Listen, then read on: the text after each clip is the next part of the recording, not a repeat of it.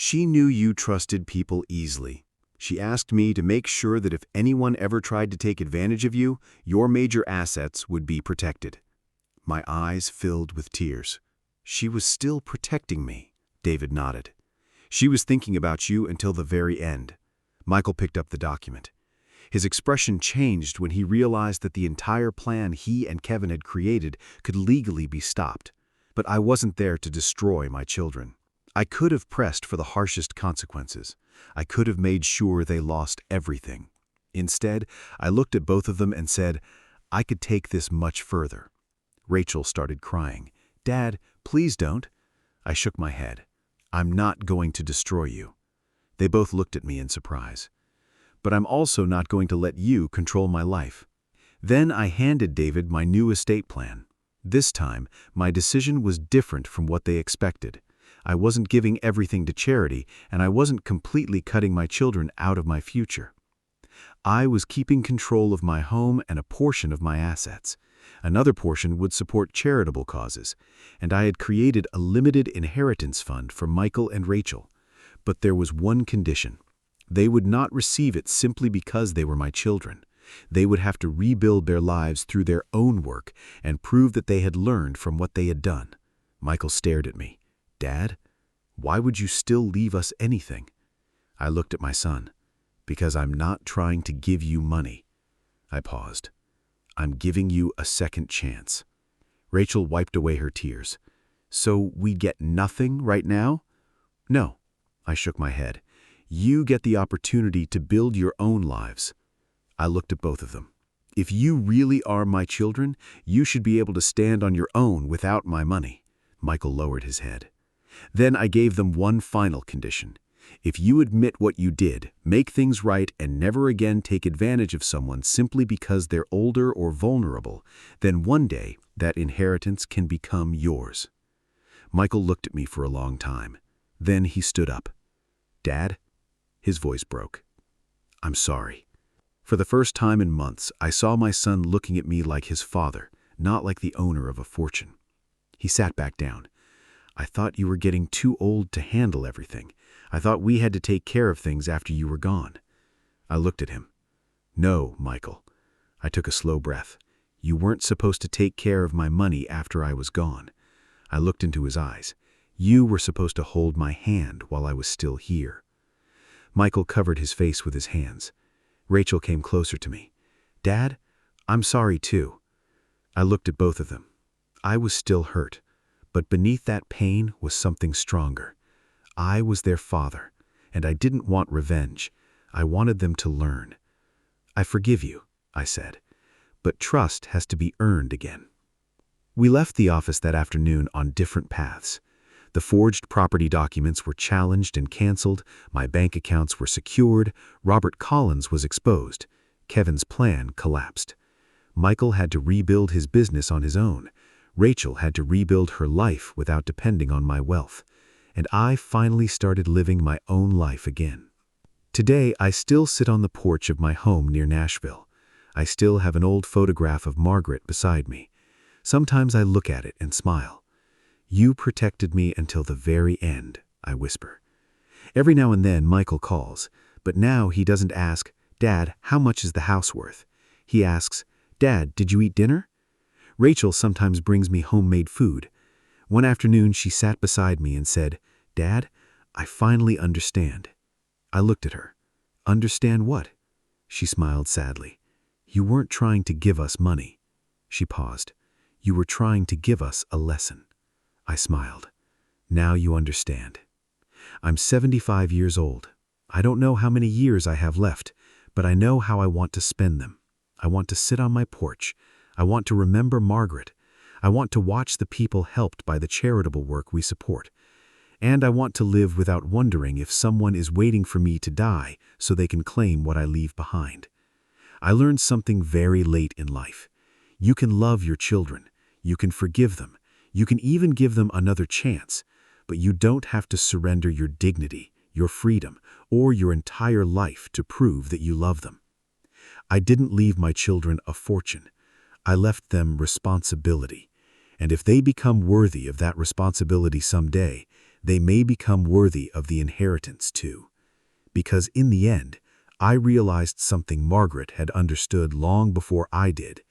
An inheritance isn't just what a parent leaves behind, it's the lesson a child carries forward.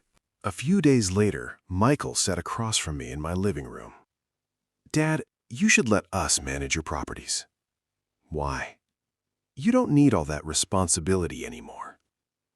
I looked at him. "And what happens to me?" "You'd be more comfortable in assisted living." That was when I understood. They didn't simply want my money, they wanted control over me. David continued investigating. He discovered that Michael's business partner, Kevin Parker, had been involved. They planned to transfer my properties into their company, refinance some of them, and move the money into accounts they controlled. Then David found something even worse. My financial advisor, Robert Collins, had been meeting with Michael and Kevin. Robert had access to all my financial information. He had helped prepare some of the documents. I felt sick. I had trusted that man for 15 years. But I decided not to confront anyone. Instead, I called Michael and said, "Maybe you were right. Maybe I do need help." His voice immediately became excited. "Dad, that's great." "I'm willing to discuss the paperwork." "Then let's meet at your attorney's office." He agreed. Michael and Rachel believed they were about to win everything. They had no idea I already knew the truth. The night before the meeting, David called me. "Walter, there's one more thing." "What?"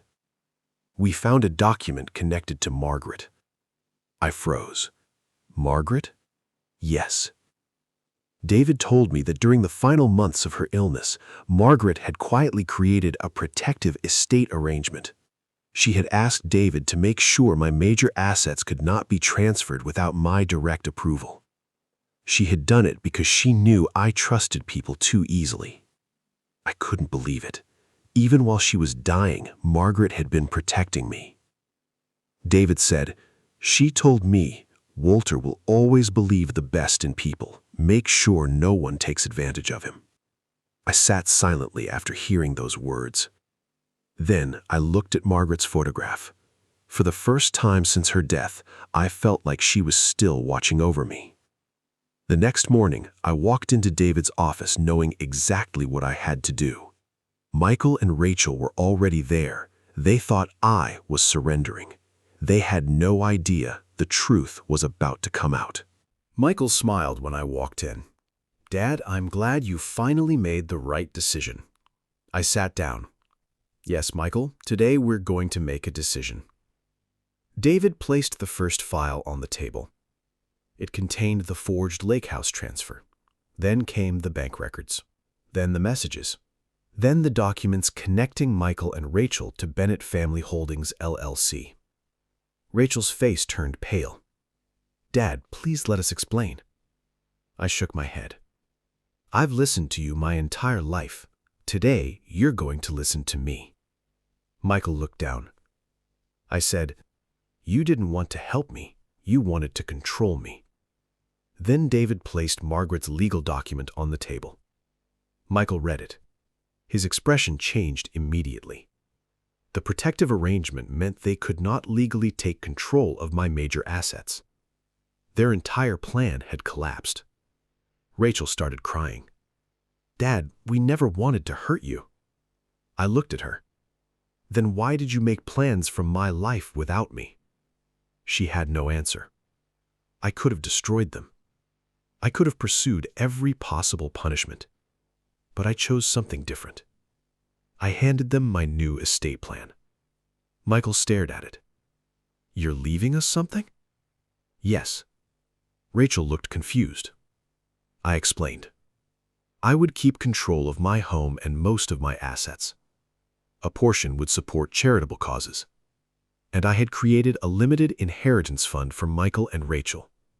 But they would not receive it automatically. They would have to rebuild their lives through their own work and prove they had changed. Michael looked at me. "Why would you still give us anything after what we did?" I answered, Because I'm not trying to punish you. I'm trying to teach you. I paused. You wanted my money because you thought it would make your lives easier. I want you to learn that your own choices should build your future. Michael lowered his head. Then he whispered, I'm sorry, Dad. Rachel began crying too. For the first time, they weren't looking at me like the owner of a fortune. They were looking at me like their father. I told them, I forgive you. But forgiveness doesn't mean trust comes back overnight. The legal process began. The fraudulent property transfers were stopped. My bank accounts were secured. Robert Collins was exposed. Kevin's plan collapsed. Michael had to rebuild his business without my money. Rachel had to rebuild her own life. And I finally began living without fear. Today, I still sit on my porch near Nashville. Margaret's photograph sits beside me. Sometimes I look at it and whisper, You protected me until the very end. Michael still calls. But now he doesn't ask about my properties. He asks, Dad, did you eat? Rachel sometimes brings me dinner. One evening, she sat beside me and said, Dad, I finally understand. What? You weren't trying to leave us money. You were trying to leave us a lesson. I smiled. I'm 75 years old.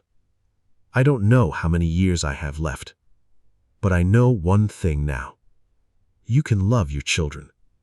You can forgive them. You can give them another chance. But you never have to surrender your dignity or your freedom to prove that you love them. I didn't give my children the fortune they wanted. I gave them something far more valuable. The responsibility to earn their own future. And if they become worthy of the inheritance someday, they may receive it. Because Margaret taught me one final lesson, even after she was gone.